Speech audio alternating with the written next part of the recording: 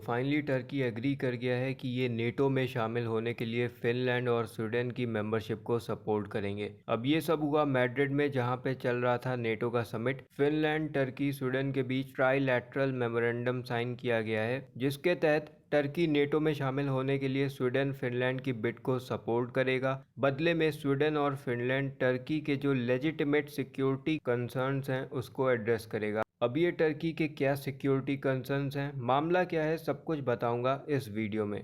Finland और Sweden की NATO में शामिल होने की चाहत तब बढ़ गई जब रशिया ने यूक्रेन पर कर दी इन्वेजन। इस अटैक की वजह से कई यूरोपियन कंट्रीज की हालत टाइट है। सबको अपनी सिक्योरिटी की चिंता सता रही है, खासकर दो नॉर्डिक कंट्रीज को, फिनलैंड और स्वीडन। और हो भी क्यों ना, फिनलैंड का तो डायरेक्ट बॉर्डर लगता है रशिया से और स्वीडन भी बगल में ही है। फिनलैंड और स्वीडन दोनों ही देश जो अभी तक काफी हद तक न्यूट्रल थे, इन्होंने अपना नॉन अलाइंड का जो स्टेटस था भैया त्याग दिया और ये चल दिए नेटो की गली। इन्होंने सोचा कि सबसे अच्छा तरीका अपनी सिक्योरिटी को टाइट करने का यही रहेगा कि नेटो में शामिल हो जाओ। ये पुतिन का तो कोई भरोसा नहीं है। यूक्रेन पर रशिया एंड वक्त तक यही कहता रहा कि हमारी तरफ से कोई अटैक नहीं होने वाला है, लेकिन हुआ इसके विपरीत और दोनों ही देश फिनलैंड और स्वीडन ने नेटो की मेंबरशिप के लिए अप्लाई कर दिया। लेकिन जैसा सोचो वैसा होता नहीं है। इनके इस मूव में अड़ंगा लगा दिया अर्दोगान साहब ने। नेटो में फिलहाल है 30 मेंबर्स और अगर नेटो में नई कंट्रीज को ऐड करना है तो नेटो में ये रूल है कि सभी 30 की 30 कंट्रीज अगर सहमत होंगी तभी कोई नई कंट्री को ऐड किया जा सकता है। अगर एक ने भी वीटो कर दिया कि नहीं भाई इनको ऐड नहीं करना है, तो मामला वहीं खत्म हो जाएगा।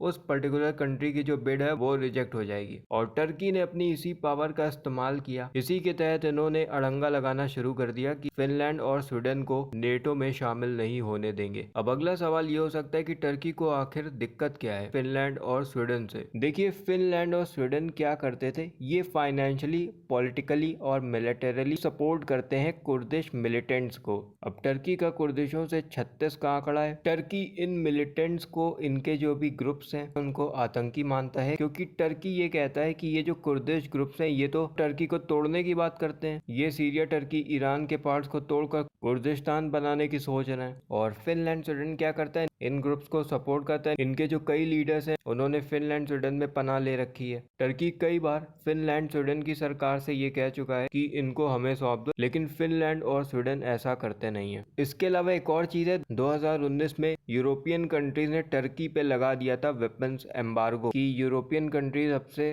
टर्की को वेपन एक्सपोर्ट्स नहीं करेंगी और करेंगी भी तो काफी कम संख्या में। हुआ क्या था, 2019 में डोनाल्ड ट्रंप ने अमेरिकन ट्रूप्स जो थे वो नॉर्दर्न सीरिया से विड्रॉ कर लिए थे। इसका फायदा उठाया टर्की ने और सीरिया पे दनादन एयर स्ट्राइक्स चालू कर दी। और अर्दोगान ने बोला कि हम तो एसडीएफ पर कार्रवाई कर रहे हैं क्योंकि ये तो टेररिस्ट ग्रुप है। टर्की ने एसडीएफ को टेररिस्ट ऑर्गेनाइजेशन घोषित कर रखा है। एसडीएफ सीरियन डेमोक्रेटिक फोर्स में कई गुट हैं, जिसमें मेन मिलेंगे आपको कुर्दिश लड़ाके जो इस्लामिक स्टेट के खिलाफ लड़ाई लड़ रहे थे।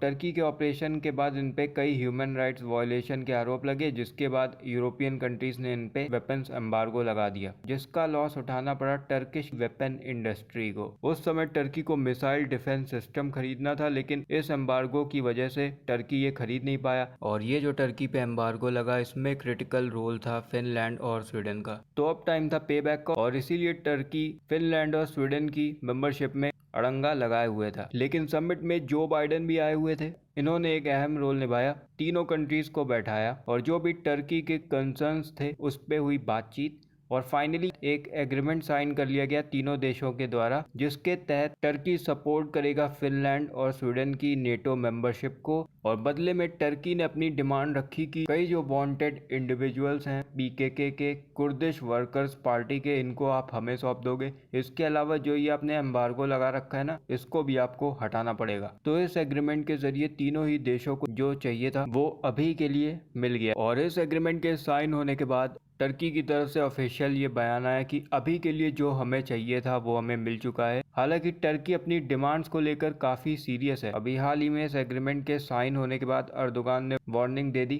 कि अगर हमारी डिमांड्स मीट नहीं हुई तो हम स्वीडन और फिनलैंड को नेटो में शामिल नहीं होने देंगे।